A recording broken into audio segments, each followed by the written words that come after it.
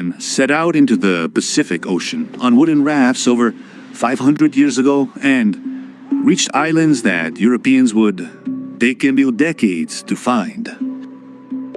He was no European explorer. He was the 9th Emperor of Fontigno, and what he found on the other side forever changed the genetics of two civilizations that, according to history books, never met. This is not speculation. This is not a romanticized indigenous legend.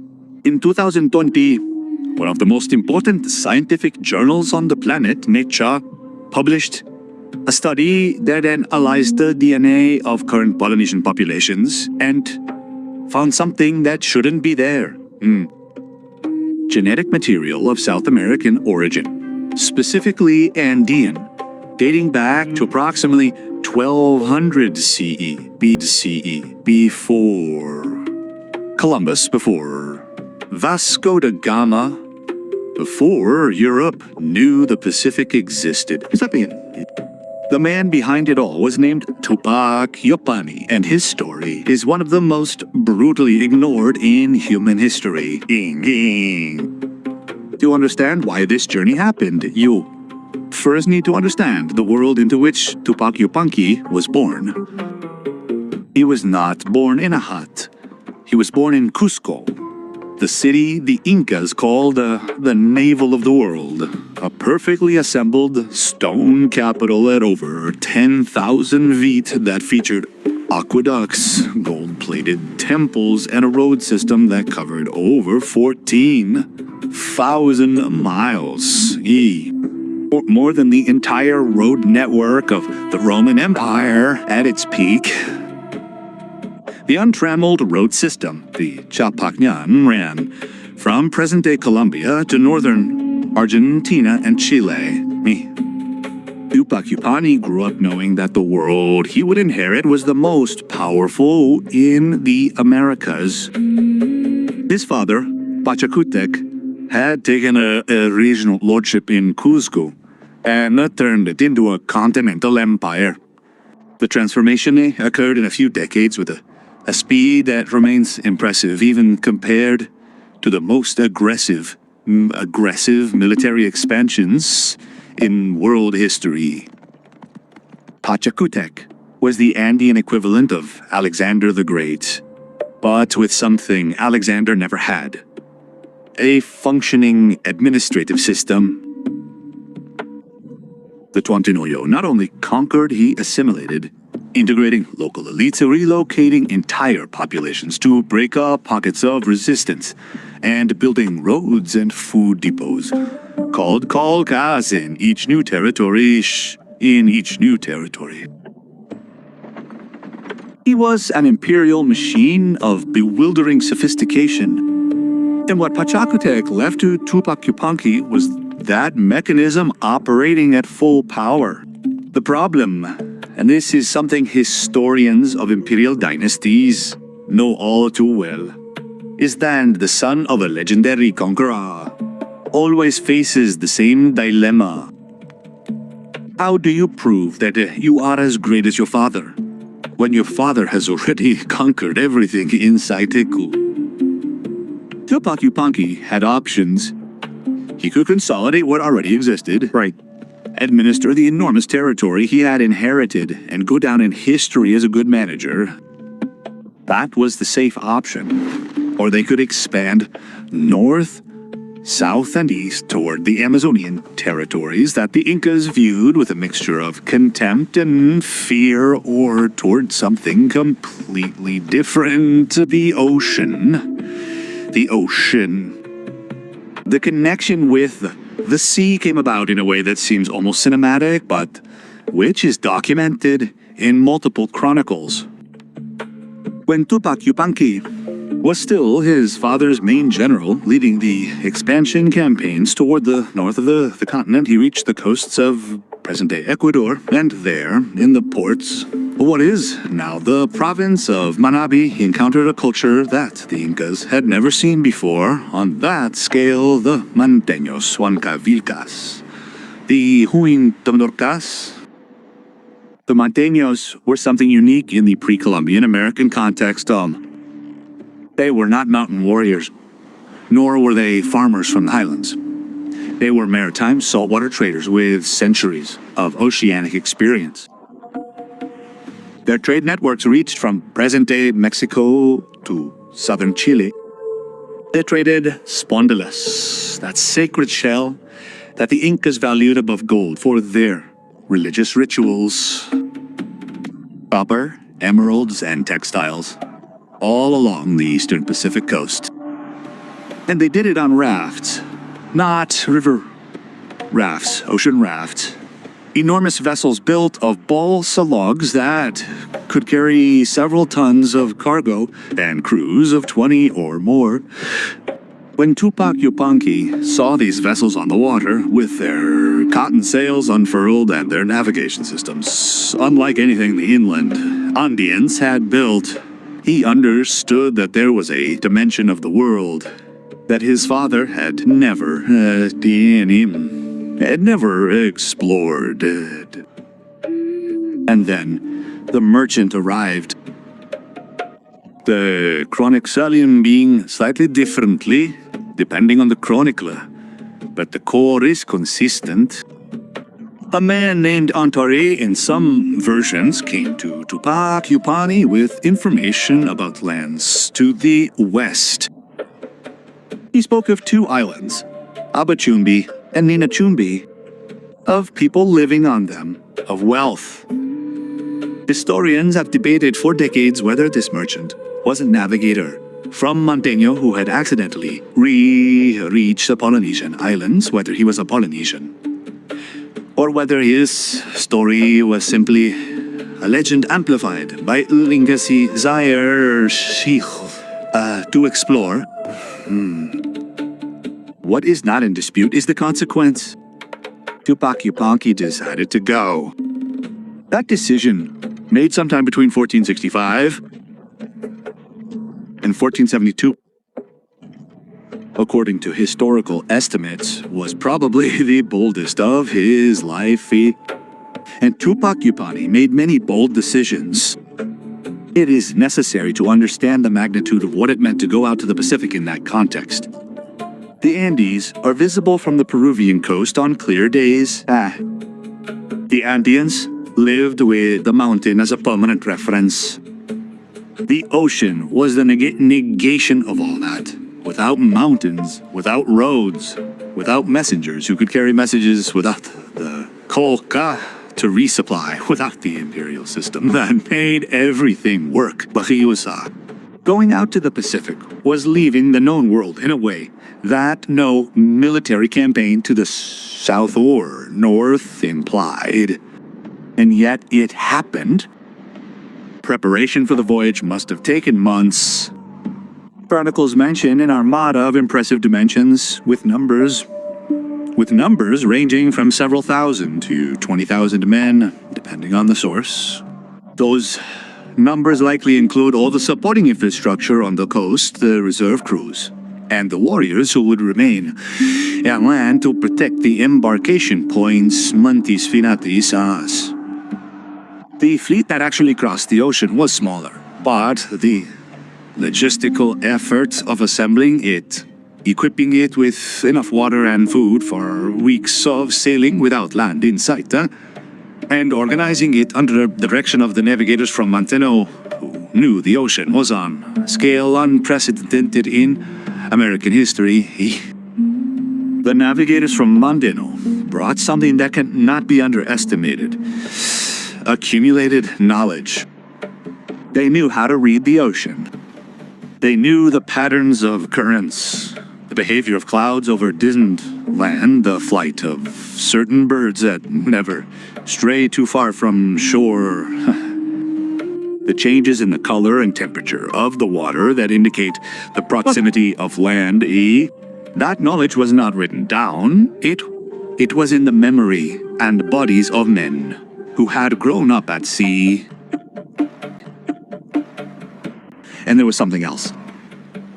The Polynesians, on the other side of the ocean, had developed, over centuries, the most sophisticated navigation system in the ancient world for deep-sea voyages. They navigated by the stars with a precision that Europeans would not achieve until the development of the sextant in the 17th century. They used the position of specific constellations, the direction of the swell that travels thousands of kilometers from its source and can be felt while lying down in the boat, the flight of migratory birds, and the smell of the air near certain islands,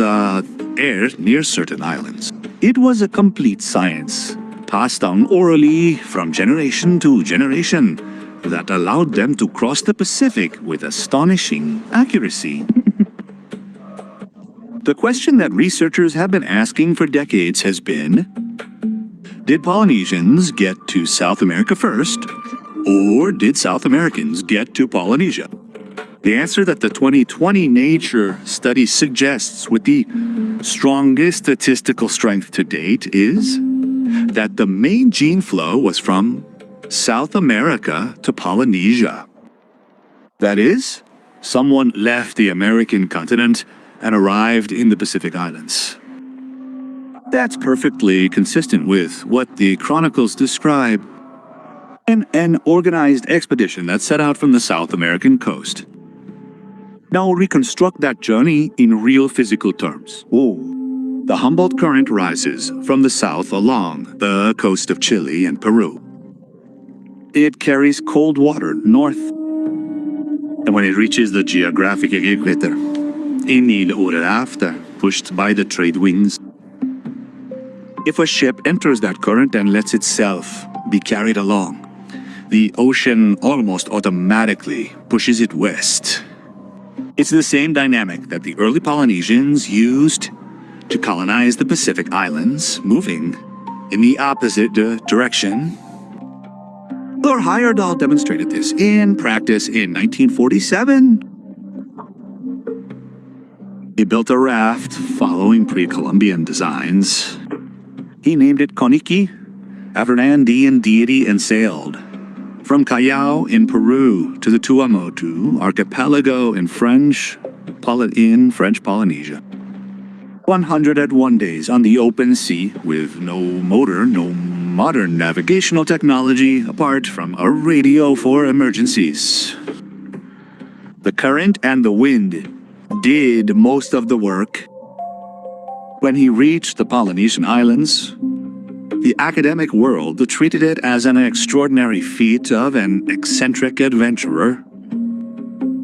What Heyerdahl was trying to prove was that South Americans could have reached Polynesia before Columbus was dismissed as an unproven hypothesis for decades afterward. DNA proved it.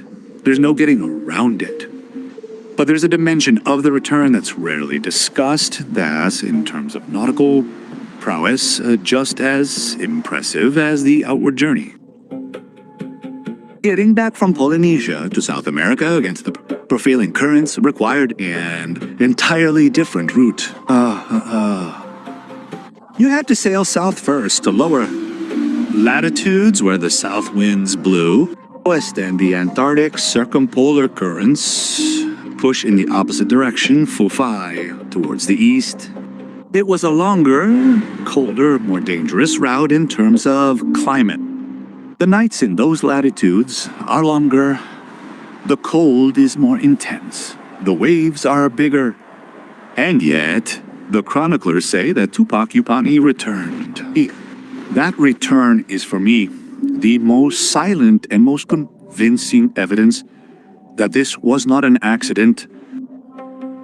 A group that reaches Polynesia by accident, carried by the wind and the current sought via, does not know how to return, stays or dies trying.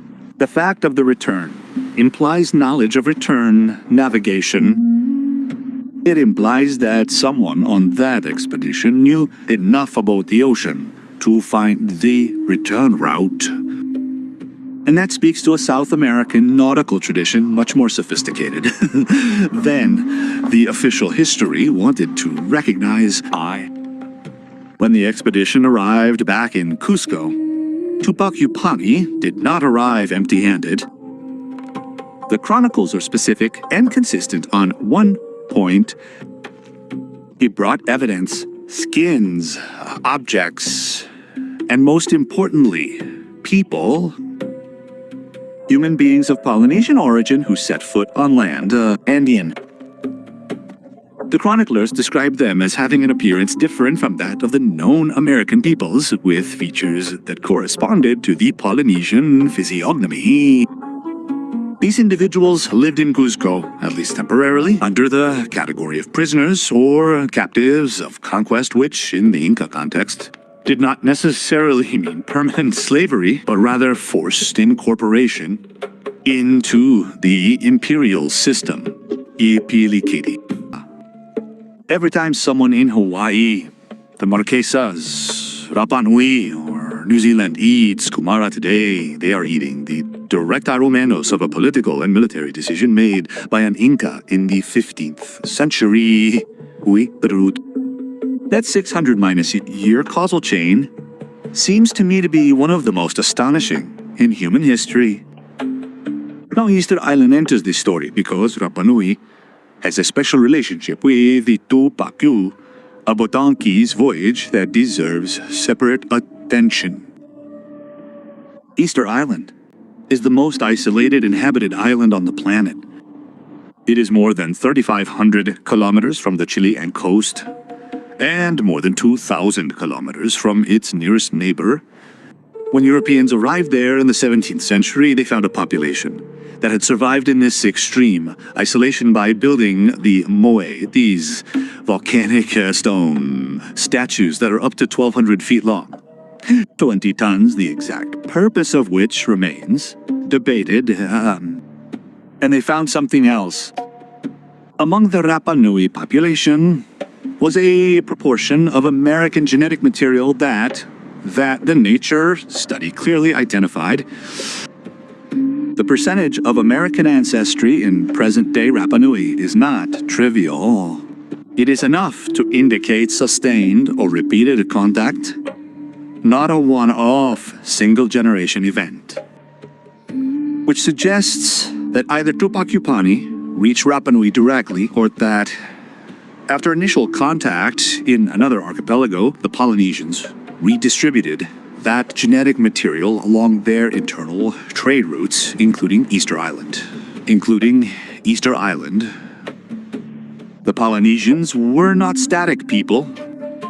Their double-decker canoes could cover thousands of kilometers. They had networks of contact between islands, separated by distances that would have paralyzed any European navigator of the time.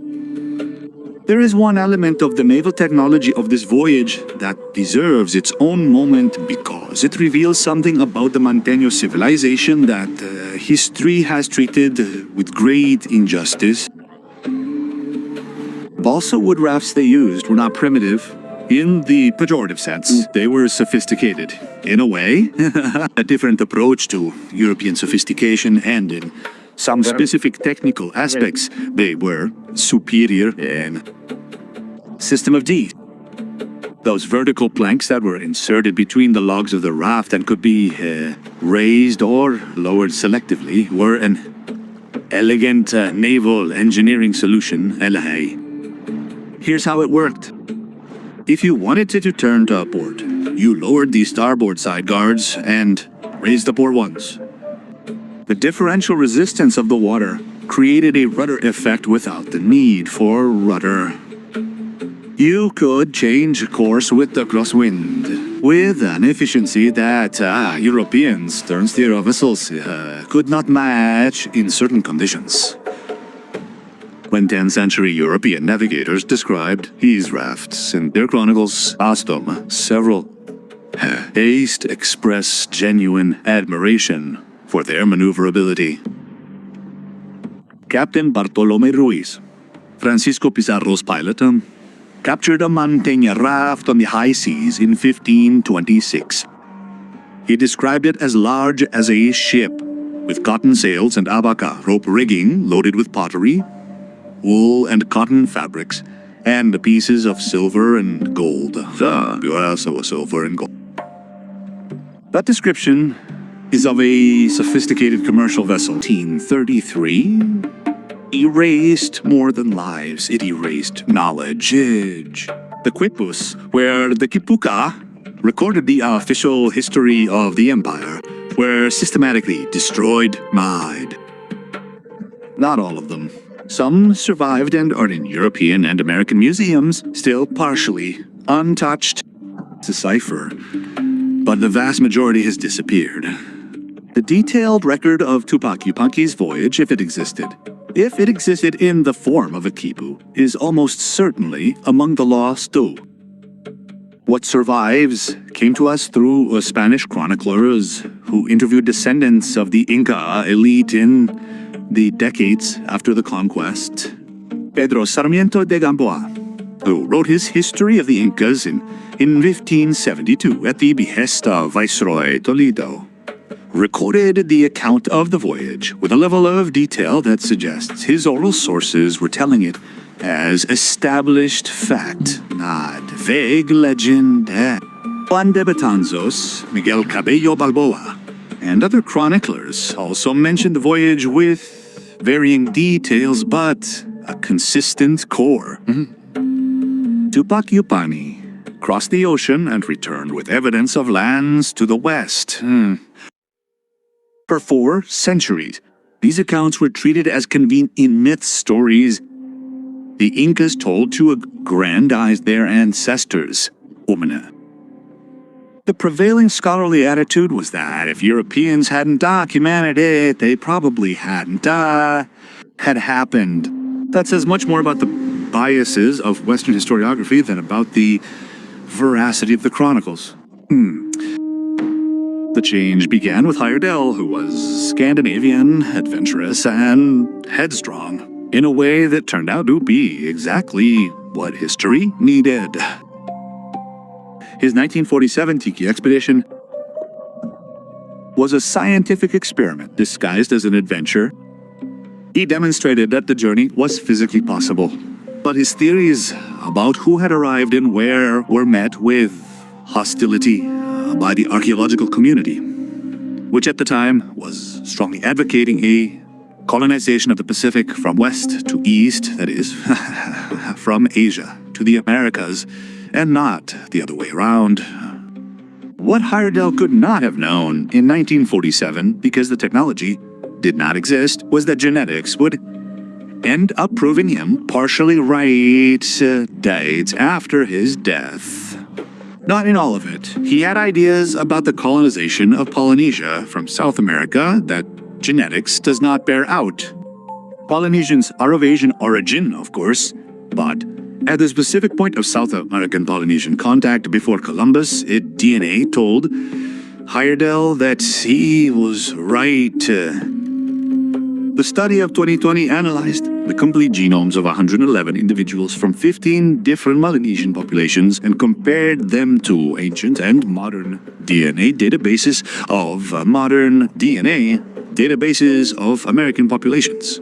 The clearest result: populations from the Marquesas Islands show the highest percentage of American ancestry, suggesting that those islands were likely the point of first contact. From the Marquesas, genetic admixture was distributed along Polynesian trade routes to other islands.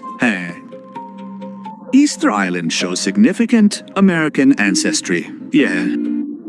Easter Island is one of the islands that some researchers propose as the destination of Túpac Yupanqui's voyage, although the specific island he reached remains debated. The date that the genetic model estimates for that first crossing, around 1200 CE, within a few decades in either direction, predates the reign of Túpac Yupanqui, who lived in the 15th century. That means one of two things.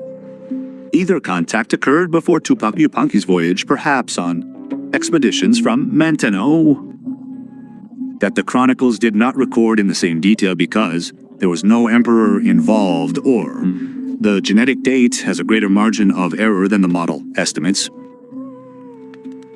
Geneticists are the first to admit that genetic divergent states have wide confidence intervals.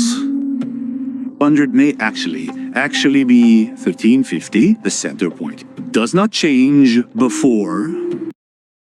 Recorded the official history of the empire, were systematically destroyed, made. 1850, the center point. Does not change before Columbus. There is also archaeological evidence that complements the genetics, although in a more ambiguous way. On the coasts of Ecuador and Peru, fragments of pottery have been found that some archaeologists have interpreted as Polynesian influence. Although this point is more controversial because the interpretation of ceramic stylistic features has a high margin of subjectivity. Hey, what is more solid are the bone fish hooks found on some Polynesian islands that show manufacturing techniques unparalleled in the Polynesian tradition, but similar to South American techniques. They are small, discrete objects that no museum displays with fanfare, but they are exactly the type of artifact that an expedition would leave behind. The present-day descendants of the Rapa Nui have an oral tradition that mentions contacts with a people they call Jiba, who are described as having come from the east, that is, from the American continent. This oral tradition was collected by the first ethnographers who arrived on Easter Island and was preserved in parallel with the material evidence. Polynesian oral traditions are remarkably precise when they refer to navigation and contact between islands, because this information was vital to the survival of the communities. A navigational error in the Pacific means death. There is a question that always arises at this point, and that deserves a direct answer. Why did this voyage not change history in a visible way? Why is there no obvious Andean influence on Polynesian culture beyond the sweet potato and genes? The answer has several layers. First, the sweet potato did change history in a visible and massive way in the Pacific. It was one of the most important crops for several Polynesian cultures. Second, contact was occasional, not a sustained colonization. An expedition that arrives, makes contact, leaves genetic material, and returns does not have time to transfer architecture, writing, or religion. The third, and this is the most important, the Polynesians had their own fully developed civilization and had no reason to adopt Andean cultural elements when their own system worked perfectly in its oceanic environment. The Inca Empire did not colonize Polynesia. It arrived, touched, left a trace, and returned. The trace it left is invisible to the naked eye, but it is etched into the DNA of people living in the Pacific Islands today. That is exactly the kind of footprint left by an expedition of exploration and contact, not a conquest. And here it connects to something that goes beyond history and touches the present in a direct way.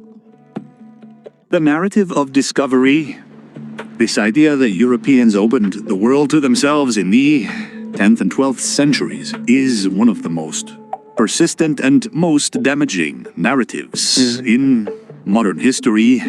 Damaging not in a sentimental sense, but in a concrete epistemological sense. It has blocked for centuries honest investigation of what really happened in the world, be European expansion.